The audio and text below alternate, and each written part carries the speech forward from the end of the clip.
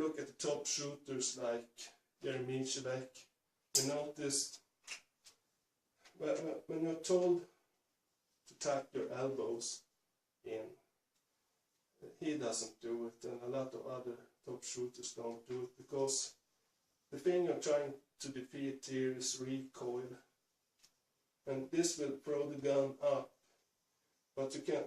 They do this, they angle their elbows out, and you will have a recoil that goes straight back. I'm exaggerating this, I'm not shooting like a frog.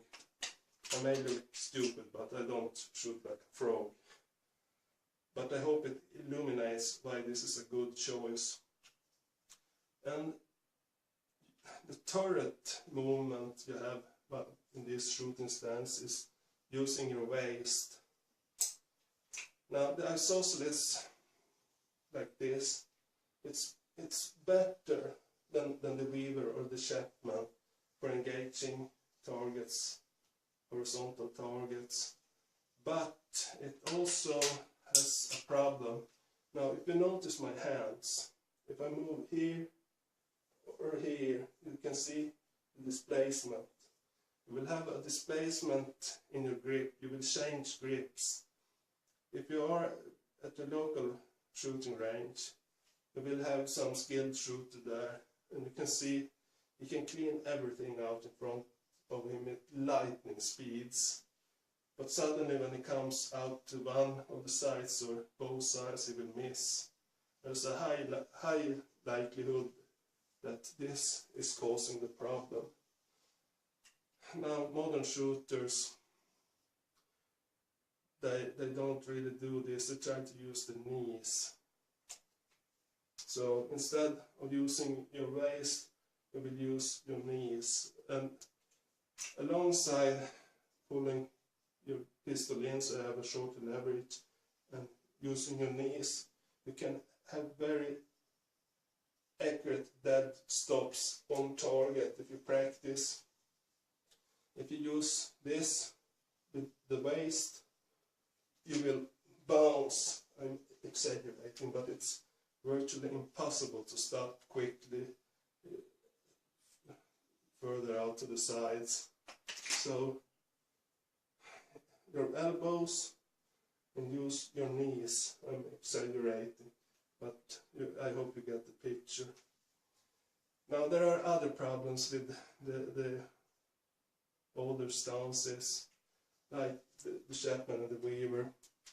If you shoot like this, and you're a man with man boobs or a well-endowed girl, it's very hard to use this. Of course there would be advantages. Back in the day when Weaver did this, there were not many ballistic vests to talk about, but the Weaver stance would put the holster further away from his suspects.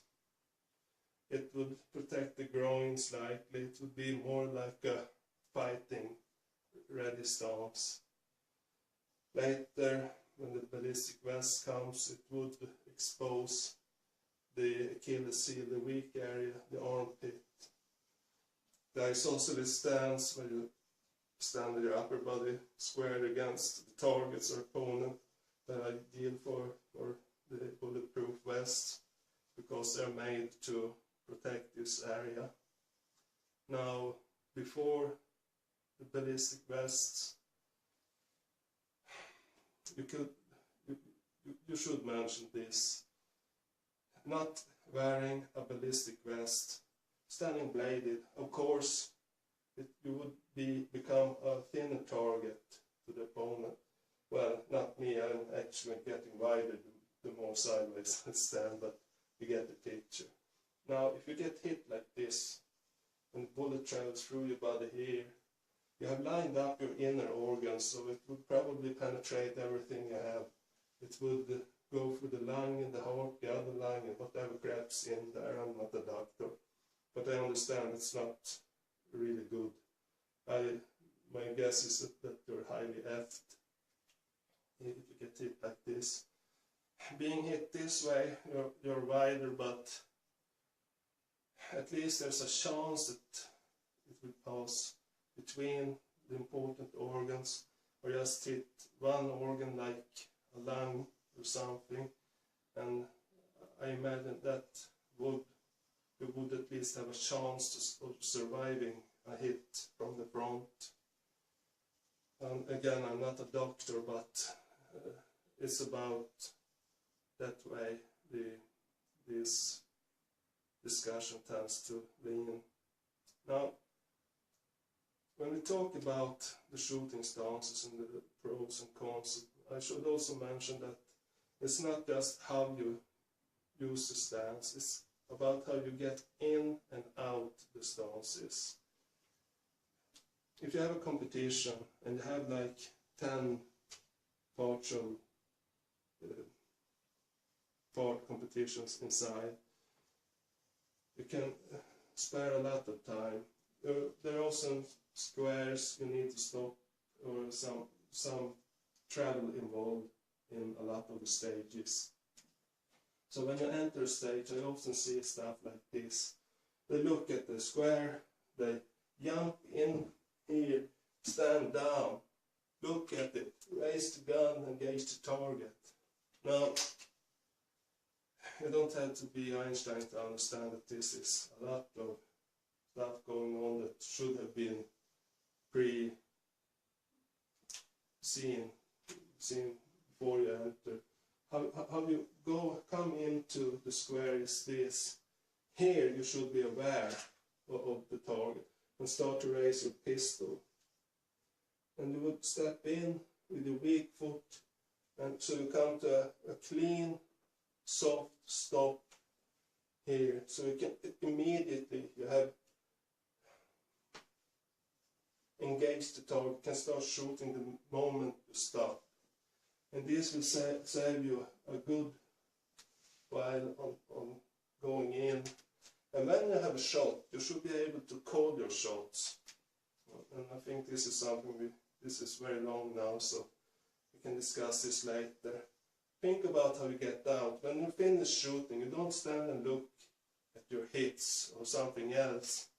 Play with yourself. When you have fired, you go to the next square. And this is something you should practice this using dry fire. Dry fire is very good. Remember, practice these things. Put up a diamond shape on each side, like a paper with a dot above, beneath, and side to side. North, south, east, west. Put one paper there, one there. Now, engage here, go through all 4 spots, go here, all 4, and then return and change the spot and or direction, and do the same on this side. It's very useful for engaging targets. Now, if you have any questions, please feel free to post them, and I will try to answer as good as I can. And I'm not doing this video to pretend I'm like a pro or something, but this is stuff that I wish somebody had told me when I started practicing, because if you practice the wrong way, it won't take 10 times, it maybe takes 100 times or 1,000 times more practice to get rid of a bad habit. And they always seem to come up and haunt you when you're at a competition or something. Your bad habits pop up. So it's better to not get them to begin with. So if you like this, give it a thumbs up or leave a comment, and I'll do another video. We could talk about grips, about how to draw and how to engage targets, and much other stuff. Thanks for watching.